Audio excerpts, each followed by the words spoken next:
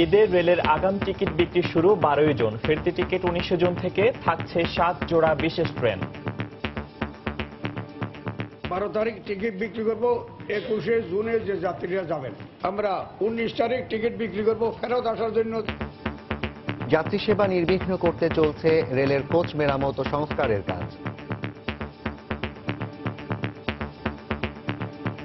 ঈদের উপলক্ষে অনেক গাড়ি দেওয়া লাগবে, এই জন্য আমরা একটা টেনশন চলছে। আমরা সবাই মিলিয়ে কাজ করতেছি। যেখানে 11টা পর্যন্ত কাজ হতো সেখানে 1টা পর্যন্ত কাজ এবং ওভারটাইম 1 ঘন্টা। তো ইতিমধ্যে আমাদের প্রায় 45টি গাড়ির কাজ প্রায় শেষ পর্যায়ে এবং অন্যান্য গাড়িগুলোও ঈদের আগে আমরা আউটটার্ন দিতে পারব। দেখছিলেন প্রধান শিরোনাম। সন্ধ্যার সময় সঙ্গে আছি আমি ফয়সাল মোর্শেদ এবং আমি জাফর সাদিক। এবার অন্যান্য শীর্ষ সংবাদ। রোজায় রাজধানীর যানজট পরিস্থিতি চরমে, অসহায় নগরবাসী। একের পর এক প্রকল্প হাতে নেওয়ার মধ্যেই সীমাবদ্ধ সমাধানের উপায়। আবারও পেছালো দুর্নীতির 2 মামলায় বেগম জিয়ার আত্মপক্ষ সমর্থনের তারিখ। উদ্দেশ্য প্রণোদিতভাবে মামলার কার্যক্রম বিলম্বিত করা হচ্ছে, অভিযোগ দুদক আইনজীবীর। রাজধানীর বনানীতে 2 শিক্ষার্থী ধর্ষণ মামলায় আপন জুয়েলার্সের মালিকের ছেলে সাফাত সহ 5 আসামির বিরুদ্ধে আদালতে চার্জশিট। বরিশালে হাসপাতালে ঘুমন্ত মায়ের পাশ থেকে চুরি যাওয়া নবজাতক 3 দিন পর নারায়ণগঞ্জ থেকে উদ্ধার, এক দম্পতি সহ 3 জন গ্রেফতার। এবং ব্রিটেনে আগাম নির্বাচনের ভোট গ্রহণ চলছে, হাড্ডাহাড্ডি লড়াইয়ের আভাস। অভিবাসন বান্ধব লেবার পার্টিকে এগিয়ে রাখছেন প্রবাসী বাংলাদেশিরা।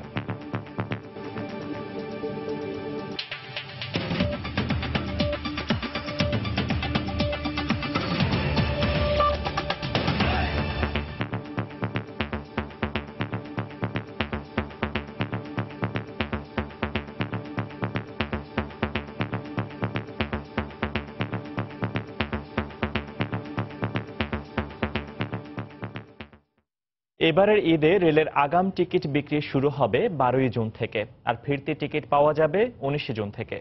দুপুরে রেল ভবনে ঈদ উল ফিতরকে সামনে রেখে সংবাদ সম্মেলনে একথা জানান রেলমন্ত্রী মুজিবুল হক।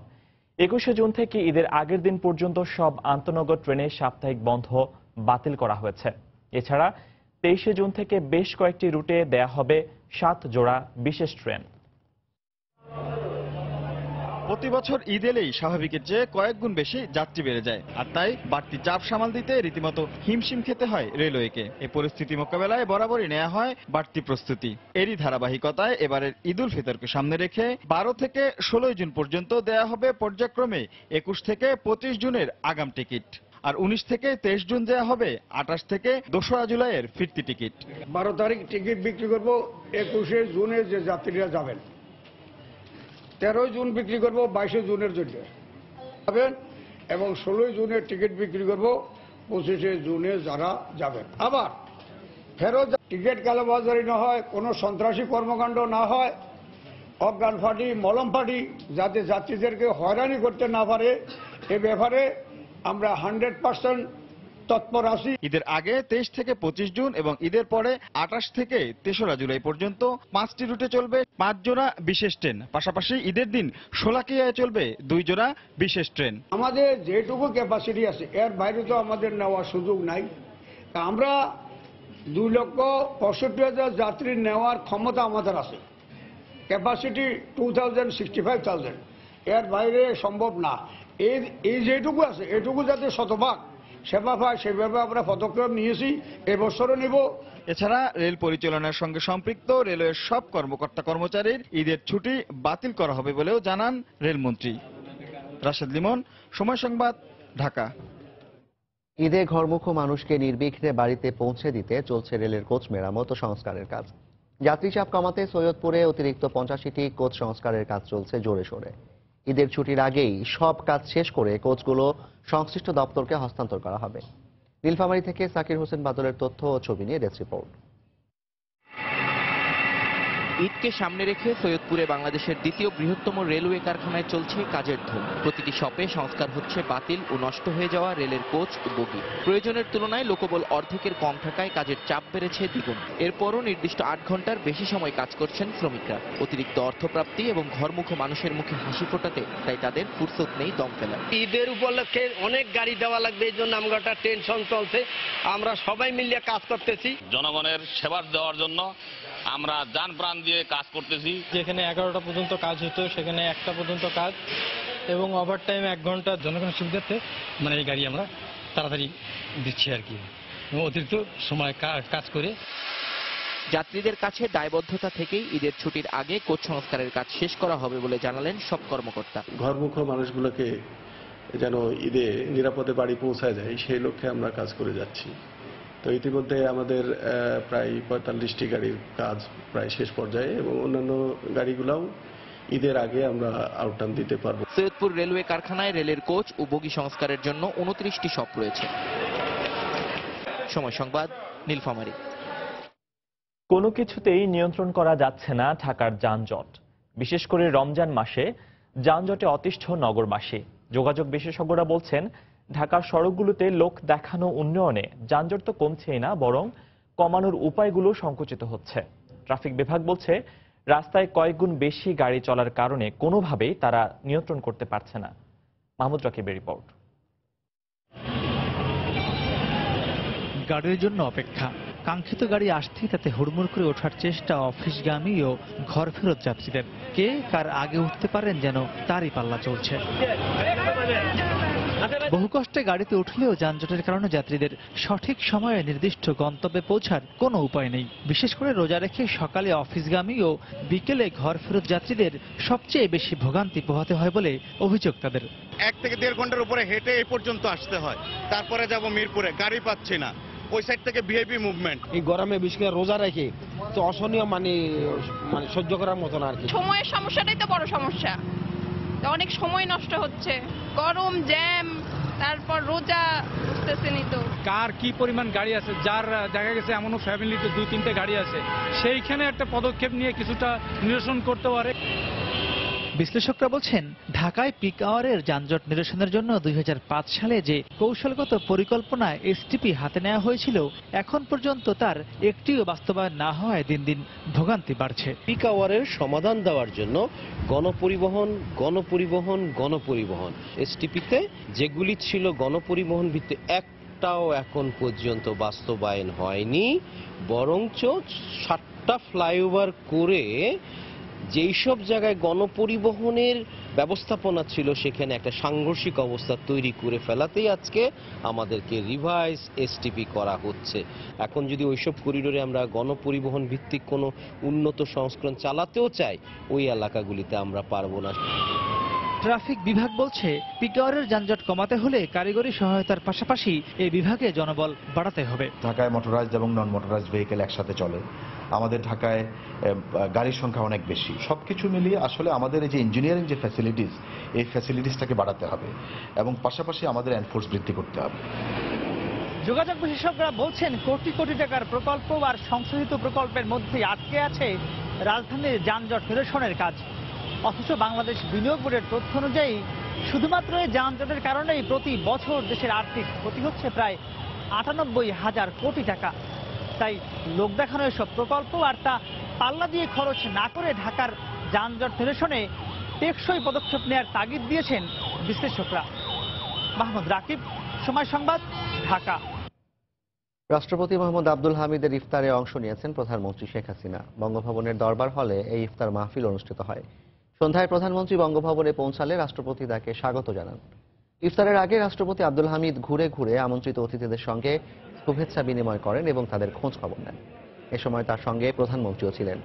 অনুষ্ঠানে জাতীয় সংসদের স্পিকার শিরিন শারমিন চৌধুরী, প্রধান বিচারপতি এস.কে সিনহা ছাড়াও মন্ত্রিপরিষদের সদস্য, বিচারপতি, সংসদ সদস্য, 3 বাহিনীর প্রধান, বিদেশি কূটনীতিক সহ বিশিষ্ট ব্যক্তিরা অংশ নেন। ইফতারের আগে দেশের শান্তি কামনা করে বিশেষ মোনাজাত করা হয়। আপনার আলিশান দরবারে হাত সকল গুনাহ খাতাগুলোকে মাফ করে দিন। আমিন। আবারও পিছিয়ে গেল দুর্নীতির 2 মামলায় আত্মপক্ষ সমর্থন করে বেগম জিয়ার জবানবন্দি গ্রহণের তারিখ। আগামী 15 জুন মামলা দুটির পরবর্তী তারিখ নির্ধারণ করেছেন আদালত। এদিন জবানবন্দি গ্রহণ না হলেও জিয়া চ্যারিটেবল ট্রাস্ট দুর্নীতি মামলার বাদীকে পুনরায় জেরা করেন বেগম জিয়ার আইনজীবীরা। তবে দুদকের আইনজীবীরা অভিযোগ করেন উদ্দেশ্য প্রণোদিতভাবে মামলার কার্যক্রম বিলম্বিত করা হচ্ছে। জিয়া চ্যারিটেবল ট্রাস্ট ও জিয়া অরফানেজ ট্রাস্ট দুর্নীতি মামলায় আত্মপক্ষ সমর্থন করে জবানবন্দি দিতে বৃহস্পতিবার সকালে বকশীবাজারে স্থাপিত অস্থায়ী বিশেষ জজ আদালতে আসেন বিএনপি চেয়ারপারসন বেগম খালেদা জিয়া। এদিনের কার্যক্রমের শুরুতেই জিয়া চ্যারিটেবল ট্রাস্ট দুর্নীতি মামলায় সময় আবেদনের পাশাপাশি 5 জন সাক্ষীকে পুনরায় জেরা করার আবেদন করেন বেগম জিয়ার আইনজীবীরা। উভয় পক্ষের যুক্তিতর্ক উপস্থাপন শেষে সাক্ষীদের পুনরায় জেরা করার আবেদনটি খারিজ করে দেন আদালত। পরে মামলাটির তদন্ত কর্মকর্তাকে পুনরায় জেরা করার আবেদন করলে তা মঞ্জুর করেন আদালত। 15 জুন পর্যন্ত আদালত মুলতবি ঘোষণার আগে তাকে আংশিক জেরা করেন বেগম জিয়ার আইনজীবীরা। এ মামলায় ঘন ঘন তারিখ দেয়াকে রাজনৈতিক উদ্দেশ্য প্রণোদিত বলে মন্তব্য করেন তারা। সমাজের অন্য সাধারণ মানুষ যেভাবে ন্যায় বিচার পায়, একবার পর ডেট পায়, বেগম খালেদা প্রত্যেকটা আমলাতে ইচ্ছাপূর্বক এক সপ্তাহ 5 দিন পরে ডেট দিচ্ছে। ন্যায় বিচার পরিবন্ধী আমরা মনে করি। এদিকে দুদকের আইনজীবীরা তুলছেন পাল্টা অভিযোগ। তারা বলছেন নতুন নতুন ইস্যু তুলে মামলার কার্যক্রমকে বিলম্বিত করছেন বিএনপি চেয়ারপারসনের আইনজীবীরা। মামলাকে বিলম্বিত করার জন্য, মামলাকে দীর্ঘায়িত করার জন্য একটি সুপরিকল্পিত উদ্দেশ্যে তারা এগিয়ে যাচ্ছেন। নিশ্চয়ই তাদের মধ্যে কোনো একটা উদ্দেশ্য এবং ইচ্ছা আছে, সেই ইচ্ছাটাকে পূরণ করার জন্য সময়ক্ষেপণ তারা করছেন। জিয়া অরফানেজ ট্রাস্ট দুর্নীতি মামলা সংক্রান্ত একটি আবেদন উচ্চ আদালতে বিচারাধীন থাকায় এ মামলায় সময় আবেদন মঞ্জুর করে 15 জুন পরবর্তী তারিখ নির্ধারণ করেন আদালত। সালাউদ্দিন সুমন, সময় সংবাদ, ঢাকা। ন্যাশনাল ডেমোক্রেটিক পার্টির আয়োজিত ইফতার মাহফিলে অংশ নিয়েছেন বিএনপির চেয়ারপারসন বেগম খালেদা জিয়া। গুলশানে একটি কমিউনিটি সেন্টারে এই ইফতার মাহফিলের আয়োজন করা হয়। বেগম জিয়া ছাড়াও এতে অংশ নেন বিএনপি মহাসচিব মির্জা ফখরুল ইসলাম আলমগীর। এছাড়াও জোটের অন্যান্য দলের নেতাকর্মীরাও উপস্থিত ছিলেন। এ সময় বেগম জিয়া সকলের সঙ্গে রমজানের শুভেচ্ছা বিনিময় করেন।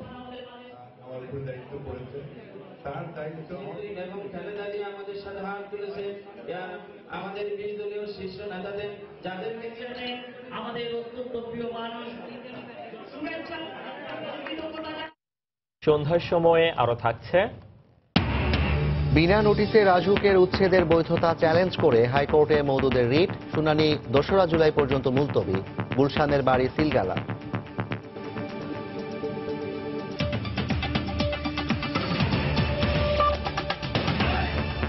কড়া নিরাপত্তায় ব্রিটেনে আগাম নির্বাচনে ভোট গ্রহণ চলছে। স্থানীয় সময় সকাল 7টা থেকে শুরু হওয়া ভোট গ্রহণ চলবে রাত 10টা পর্যন্ত। নির্বাচনে মূল প্রতিদ্বন্দ্বিতা হতে যাচ্ছে বর্তমান প্রধানমন্ত্রী ও কনজারভেটিভ পার্টির নেতা থেরেসা মে এবং লেবার পার্টির নেতা জেরেমি করবিনের মধ্যে। নির্বাচনে প্রধান 2 প্রতিদ্বন্দ্বীর মধ্যে হাড্ডাহাড্ডি লড়াইয়ের আভাস পাওয়া গেছে। লন্ডন প্রতিনিধি শোয়েব কবিরের তথ্য ছবি নিয়ে ডেস্ক রিপোর্ট।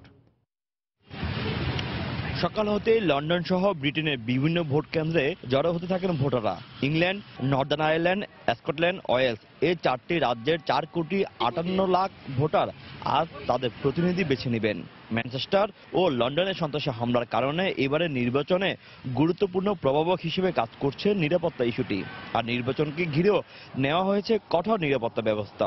গত কয়েকদিনের যে সন্ত্রাসী হামলা, এই সন্ত্রাসী হামলার কারণে আমরা আসলেই অনেকটাই চিন্তিত যে এই দেশের ভবিষ্যৎ কি হবে, যে এই দেশের গভর্নমেন্ট যেভাবে পুলিশ প্রশাসন কমাচ্ছে এবং ট্যাক্স, তারপরে বিভিন্ন কর্মসংস্থানের উপরে নির্ভর করে আমি আসলে ভোট দিয়েছি। হাউজিং সমস্যা, এনএসএ সবকিছু মিলিয়ে এই গভর্নমেন্ট ব্যর্থ এবং অনেক লোক কিন্তু হোমলেস এবং রোডে তারা ঘুমায়। আসলে সবকিছু মাথায় রেখে এই সরকার ব্যর্থ আসলে। I think it's a big challenge for everybody and every government in today's age, but I think one that is accepting of lots of different cultures. এবারে নির্বাচনে মূল প্রতিদ্বন্দ্বিতা হতে যাচ্ছে প্রধানমন্ত্রী থেরেসা মে এবং জেরেমি করবিনের মধ্যে। নির্বাচনে একক সংখ্যাগরিষ্ঠতা পেতে হলে কোনো প্রার্থীকে পার্লামেন্টের 650টি আসনের মধ্যে কমপক্ষে 326 আসনে জয়ী হতে হবে, অন্যথায় জোট সরকার গঠন করতে হবে। 3 মাসের ব্যবধানে ব্রিটেনে 3 দফা সন্ত্রাসী হামলায় নিরাপত্তা ইস্যুতে বিপাকে আছেন প্রধানমন্ত্রী থেরেসা মে।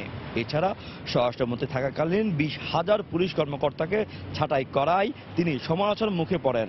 অন্যদিকে সন্ত্রাস বিরোধী আইনের বিরুদ্ধে ভোট দেওয়া সহ ধনীদের উপর 5% কর বাড়ানোর প্রতিশ্রুতি দেওয়ায় সমালোচিত হন করবিন। প্রথম দিকের জরিপগুলোতে এবারে সাধারণ নির্বাচনে কনজারভেটিভ পার্টি জয়লাভের সম্ভাবনা থাকলেও শেষ মুহূর্তে সমীকরণ বেশ জটিল হয়ে দাঁড়িয়েছে। থেরেসা মে এবং জেরেমি করবিনের নেতৃত্বাধীন দুই দলের মধ্যে হাড্ডাহাড্ডি লড়াইয়ের আভাস পাওয়া গেছে।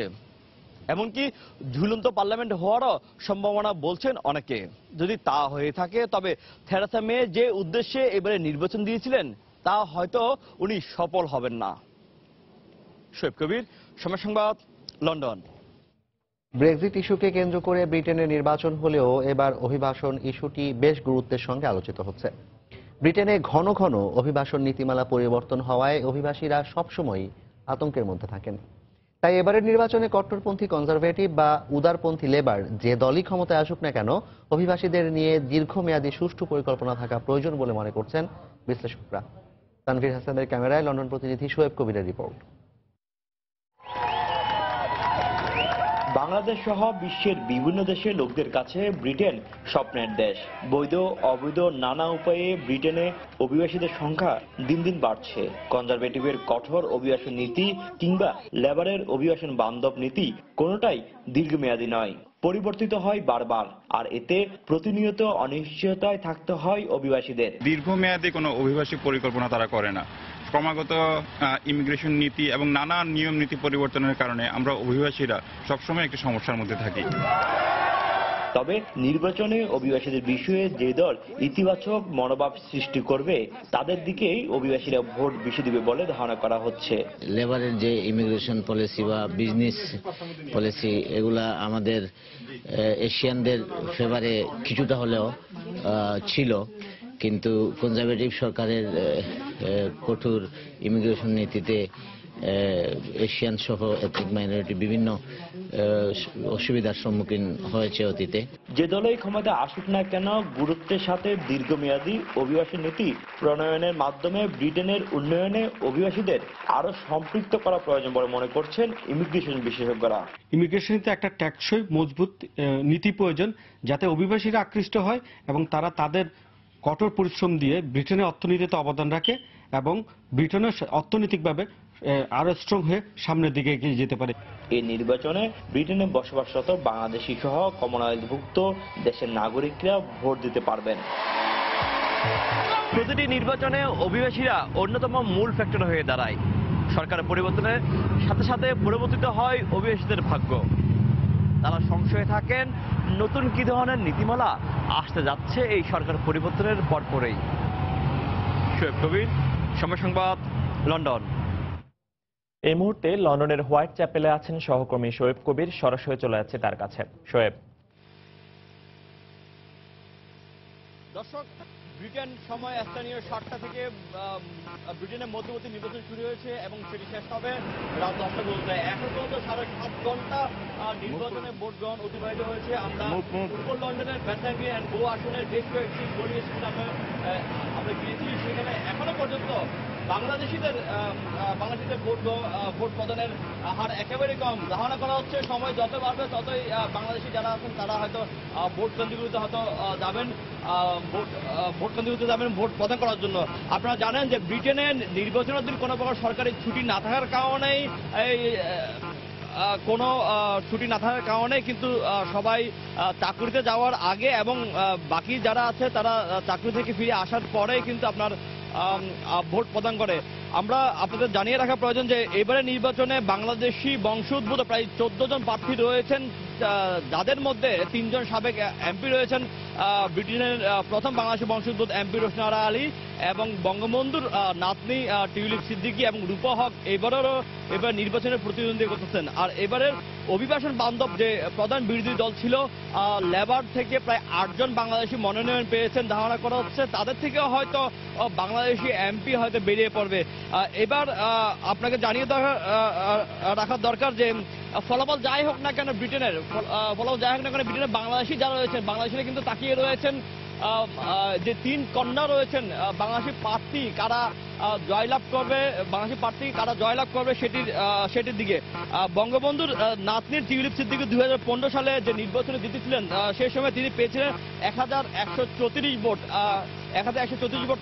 তবে এবার ধারণা করা হচ্ছে তার আসনের সবচেয়ে বেশি হাড্ডাহাড্ডি লড়াই হতে পারে, কারণ সেখানে বাংলাদেশিরা কিন্তু অপেক্ষাকৃত কম। এই ছিল আমার কাছে বর্তমানের সর্বশেষ আপডেট। আমরা ফিরে যাচ্ছি স্টুডিওতে। লন্ডনের হোয়াইট চ্যাপেল থেকে সরাসরি যোগ দিয়েছিলেন সহকর্মী শরীফ কবির, জানাচ্ছিলেন ব্রিটেন নির্বাচনের সবশেষ খবর। বিনা নোটিশে বাড়ি থেকে উচ্ছেদের বৈধতা চ্যালেঞ্জ করে হাইকোর্টে বিএনপি নেতা ব্যারিস্টার মওদুদ আহমদের করা রিটের শুনানি 2রা জুলাই পর্যন্ত মুলতবি করেছেন আদালত। দুপুরে বিচারপতি সৈয়দ মোহাম্মদ দস্তগীর হোসেনের সমন্বয়ে গঠিত হাইকোর্টের দ্বৈত বেঞ্চে এই আবেদনের শুনানি শেষে সময় নির্ধারণ করা হয়। এর আগে সকালে হাইকোর্টের সংশ্লিষ্ট শাখায় রিটটি দায়ের করেন মওদুদ। জাল দলিলে বাড়িটি দখল করে রাখার অভিযোগ প্রমাণিত হওয়ায় গত 4 জুন বাড়িটি ছাড়ার রায় দেন সর্বোচ্চ আদালত। রায়ের প্রেক্ষিতে মঙ্গলবার দুপুরে গুলশান 2-এর 1 বিঘা 13 কাঠা জমির উপর গড়ে তোলা বাড়িটি দখলে নেয় রাজু। আদালতে রিট আবেদন উত্থাপনের সময় মওদুদের পক্ষের আইনজীবীরা বিনা নোটিশে বাড়ি থেকে উচ্ছেদকে বেআইনি বলেন। তবে সর্বোচ্চ আদালতের রায়ের পর এবং এ সংক্রান্ত বিষয়ে বিচারিক আদালতে বিচারাধীন থাকায় এই আবেদনের কোনো যৌক্তিকতা নেই বলে মনে করেন অ্যাটর্নি জেনারেল।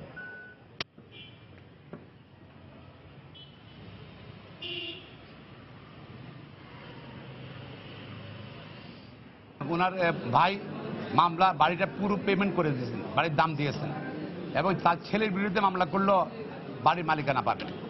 হঠাৎ করে রাজুক বা সরকার এই বাড়ি উচ্ছেদের কোনো কারণ নাই, কারণ আমাদের সংবিধানের আর্টিকেল 143 অফ দ্য কনস্টিটিউশনে কোনো বাড়ির ওনার না থেকে মালিক না থাকলে সরকার তার আওতায় নিতে পারেন। হাইকোর্টে এসে বলছেন যে তাকে বিনা নোটিশে এই যে উৎখাত করা হলো এটা অন্যায়। এই মামলার ওনার যে বাড়ি না, ওনার ভাইয়ের যে বাড়ি না, এটা উনি আগাগোড়া জানেন। সুতরাং এখানে নতুনভাবে ওনাকে আবার জানানো অপ্রয়োজনীয়। আর আজকে যে রিট পিটিশন নিয়ে এসেছিলেন, আমি একটা কথা বলেছি যে জজ কোর্টে নিম্ন আদালতে তিনি অলরেডি একটি মামলা দায়ের করেছেন এবং সেই একটি মামলা সিভিল কোর্টে পেন্ডিং থাকা অবস্থায় এই রিট পিটিশন এখানে কোনো মতেই চলতে পারে না। রাজধানীর বনানীতে 2 বিশ্ববিদ্যালয় শিক্ষার্থী ধর্ষণের অভিযোগে করা মামলায় সাফাত আহমেদ সহ অভিযুক্ত 5 আসামির বিরুদ্ধে আদালতে চার্জশিট দিয়েছে পুলিশ। আজ ঢাকার মুখ্য মহানগর হাকিম আদালতে অভিযোগপত্র দাখিল করেন মামলার তদন্ত কর্মকর্তা, পুলিশের নারী সহায়তা ও তদন্ত বিভাগের পরিদর্শক ইসমাত আরা এমি। অভিযুক্ত 5 জন হলেন আপন জুয়েলার্সের মালিক দিলদার আহমেদের ছেলে সাফাত আহমেদ, তার বন্ধু সাদমান সাকিফ, নাইম আশরাফ, সাফাতের গাড়ি চালক বিল্লাল হোসেন, অধিরক্ষী রহমত আলী। গত 28শে মার্চ বনানীর দ্য রেন্ট্রি হোটেলে সাফাত আহমেদ ও তার বন্ধুদের যোগসাজশে ধর্ষণের শিকার হন বলে অভিযোগ করেন বিশ্ববিদ্যালয়ের 2 শিক্ষার্থী। এই ঘটনায় গত 6 মে সাফাত সহ 5 জনের বিরুদ্ধে অভিযোগ এনে বনানী থানায় একটি মামলা করেন তারা।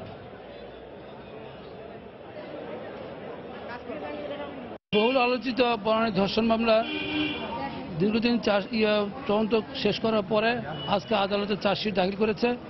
এই মামলায় 5 জন আসামির বিরুদ্ধে চার্জশিট দাখিল হয়েছে। এখানে যে এজাহার নামেও যে 5 জন আসামি,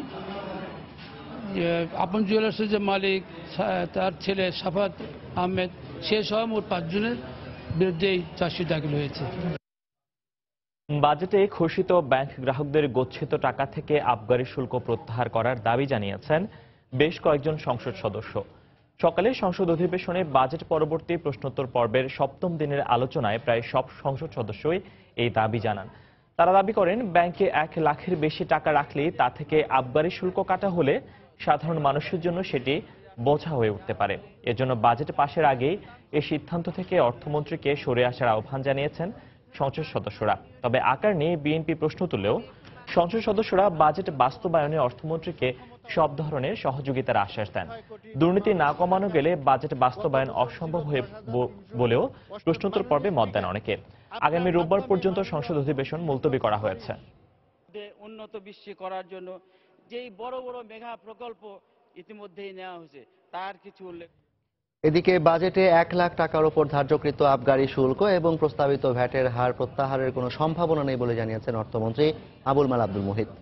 সিলেটে মদনমোহন কলেজের স্থাবর অস্থাবর সম্পত্তি সরকারের কাছে হস্তান্তর উপলক্ষে আয়োজিত অনুষ্ঠানে একথা বলেন মন্ত্রী। 1 লাখ পর্যন্ত দিয়েছে, 20,000-এর জায়গায় 1 লাখ দিচ্ছে। 1 লাখ পর্যন্ত কোনো কিছু নাই, 1 লাখের উপরে হলে তখন।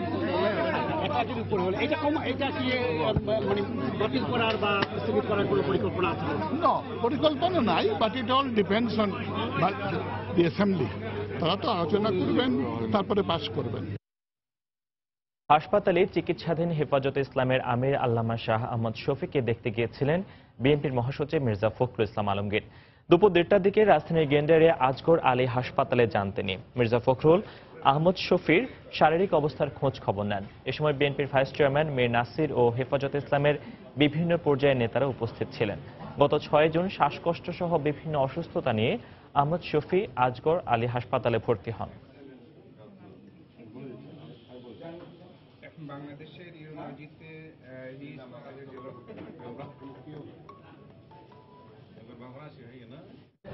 সন্ধ্যার সময় আরো থাকছে। কাল চ্যাম্পিয়ন্স ট্রফির গুরুত্বপূর্ণ ম্যাচে নিউজিল্যান্ডের মুখোমুখি হবে বাংলাদেশ। সেমিফাইনালের সমীকরণ বাঁচিয়ে রাখতে জিততেই হবে টাইগারদের।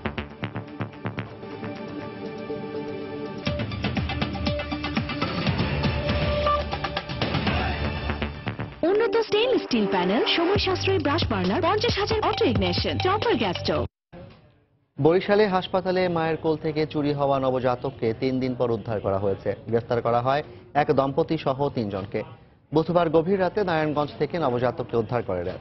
পরে আজ সকালে বরিশাল র্যাব কার্যালয়ে এক সংবাদ সম্মেলন করে শিশুটিকে তার পরিবারের কাছে হস্তান্তর করা হয়। সন্তান ফিরে পেয়ে আনন্দে আত্মহারা মা বাবা। বিস্তারিত ডেস্ক রিপোর্টে।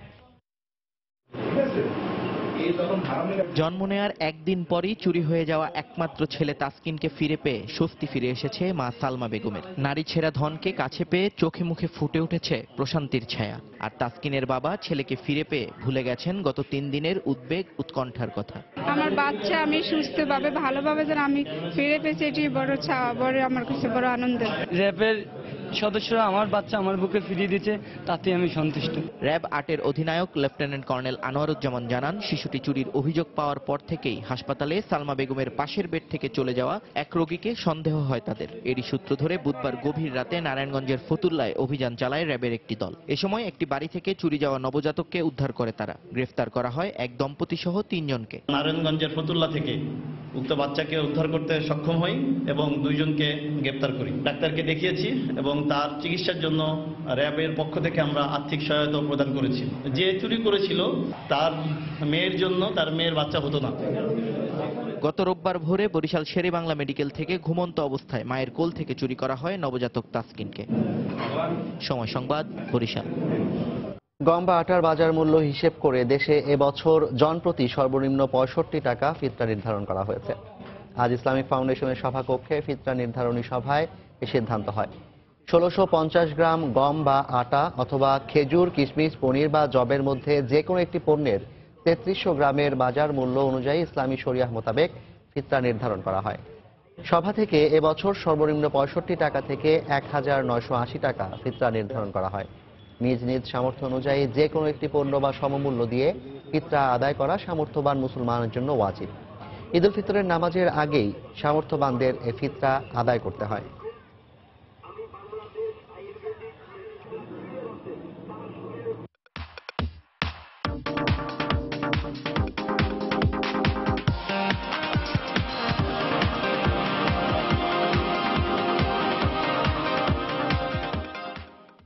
ঈদের কেনাকাটায় এখন শপিং মলগুলোতে ছুটছেন নগরবাসী। এই মুহূর্তে রাজধানীর বসুন্ধরা শপিং সেন্টারে আছেন সহকর্মী রাশেদ বাপ্পি। কেনাকাটার খবর জানতে সরাসরি চলে যাচ্ছে তার কাছে। রাশেদ। ফয়সাল, রাজধানীর শপিং সেন্টার ও বিপণী বিতানগুলোতে কিন্তু এখন ঈদের আমেজ বিরাজ করছে। দিন যত যাচ্ছে ততই শপিং সেন্টার বা বিপণী বিতানগুলোতে কিন্তু ক্রেতা সমাগম বেড়েই চলছে। আমি আছি এখন রাজধানীর বসুন্ধরা শপিং সেন্টারের 7ম লেভেল 7-এ, যেখানে বাটার শোরুম রয়েছে। বাটার শোরুমে আমি ইফতারের আগে যেমনটা দেখতে পেয়েছিলাম যে মানুষের অনেক ঢল, ক্রেতার ঢল, তেমনি ইফতারের পর কিন্তু সেই একই অবস্থা বিরাজ করছে। আর আপনি জানেন যে মানুষ ঈদে পরিপূর্ণ পরিপূর্ণ সাজের জন্য পোশাকের সঙ্গে চাই মানানসই জুতা।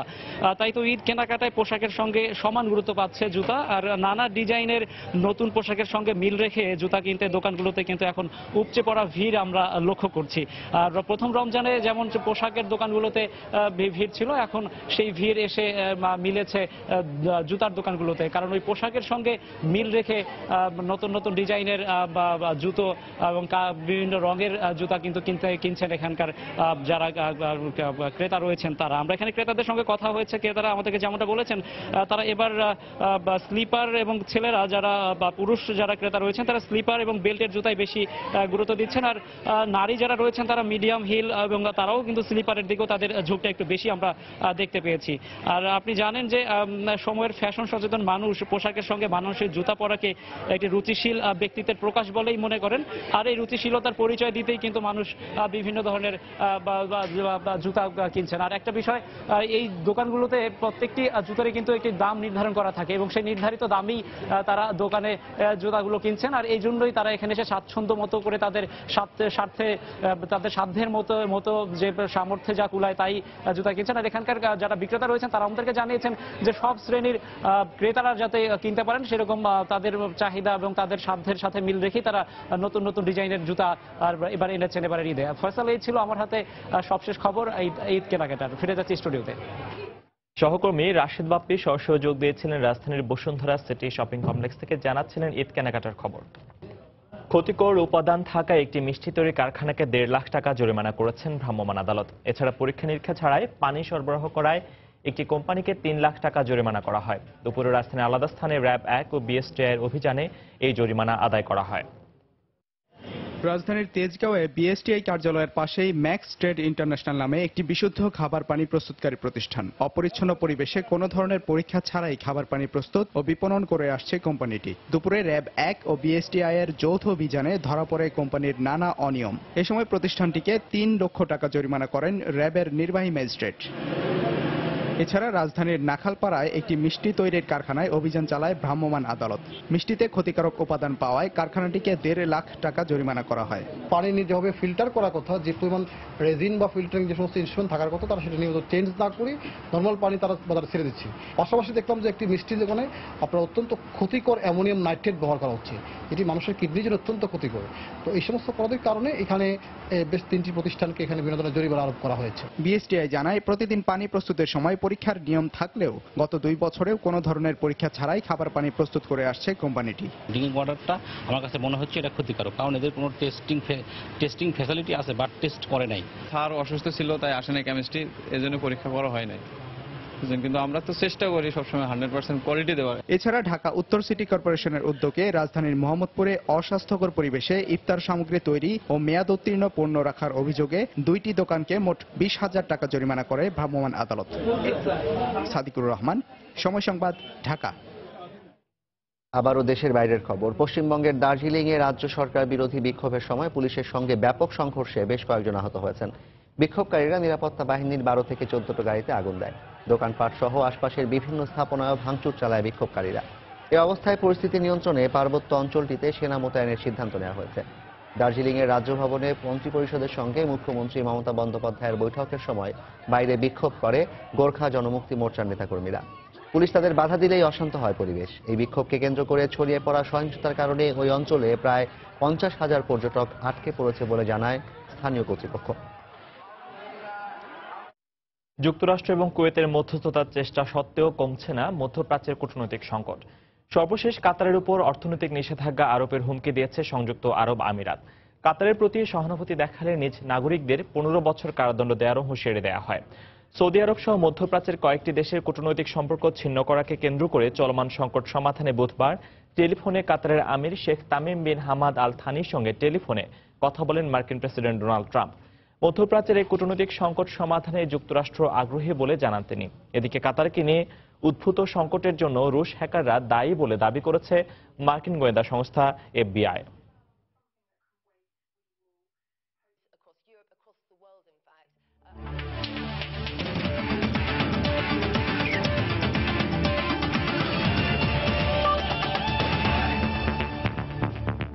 চ্যাম্পিয়ন্স ট্রফির খবর। কঠিন সমীকরণের সামনে দাঁড়িয়ে বাংলাদেশ দল সেমিফাইনাল নিশ্চিত করার সম্ভাবনা টিকিয়ে রাখতে শুক্রবার নিউজিল্যান্ডের মুখোমুখি হবে টাইগাররা। ম্যাচটি শুরু হবে বাংলাদেশ সময় বিকেল 3:30টায়। বৃষ্টির কল্যাণে আগের ম্যাচে 1 পয়েন্ট পাওয়ায় এ ম্যাচ জিতলে বাংলাদেশের পয়েন্ট হবে মোট 3। তবে তখনও সেমির টিকিট নিশ্চিত করতে অপেক্ষা করতে হবে ইংল্যান্ডের বিপক্ষে অস্ট্রেলিয়ার হারের। এদিকে নিউজিল্যান্ডের বিপক্ষে জয় পাবার ব্যাপারে বেশ আত্মবিশ্বাসী বাংলাদেশ। 2 ম্যাচে 223 রান নিয়ে এবারের আসরে এখন পর্যন্ত সর্বোচ্চ রান সংগ্রাহক তামিম ইকবাল। এই টাইগার ব্যাটসম্যানের ফর্মটাও শক্তি যোগাচ্ছে দলকে। তবে ব্যাট হাতে সাকিব, মাহমুদুল্লাহ, সাব্বিরদের পাশাপাশি বোলিং আক্রমণ নিয়ে দুশ্চিন্তায় কোচ হাতুরু সিংহে। এখন পর্যন্ত নিউজিল্যান্ডের বিপক্ষে মোট 30 ম্যাচ খেলে 9টিতে জিতেছে বাংলাদেশ। তবে সাম্প্রতিক সময়ে ত্রিদেশীয় সিরিজে কিউইদের বিপক্ষে জয়টাই বড় অনুপ্রেরণার নাম মাশরাফিদের জন্য।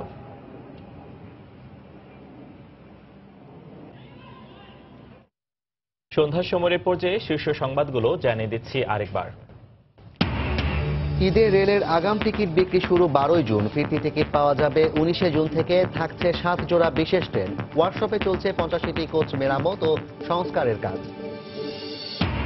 রোজায় রাজধানীর যানজট পরিস্থিতি চরমে, অসহায় নগরবাসী। একের পর এক প্রকল্প হাতে নেয়ার মধ্যে সীমাবদ্ধ সমাধানের উপায়। আবারও পেছালো দুর্নীতির 2 মামলায় বেগম জিয়ার আত্মপক্ষ সমর্থনের তারিখ। উদ্দেশ্য প্রণোদিতভাবে মামলার কার্যক্রম বিলম্বিত করা হচ্ছে, অভিযোগ দুদক আইনজীবী। রাজধানীর বনানীতে 2 শিক্ষার্থী ধর্ষণ মামলায় আপন জুয়েলার্সের মালিকের ছেলে সাফাত সহ 5 আসামির বিরুদ্ধে আদালতের চার্জশিট। এবং ব্রিটেনে আগাম নির্বাচনের ভোট গ্রহণ চলছে। হাড্ডাহাড্ডি লড়াইয়ের আভাস। অভিবাসন বান্ধব লেবার পার্টিকে এগিয়ে রাখছেন প্রবাসী বাংলাদেশিরা।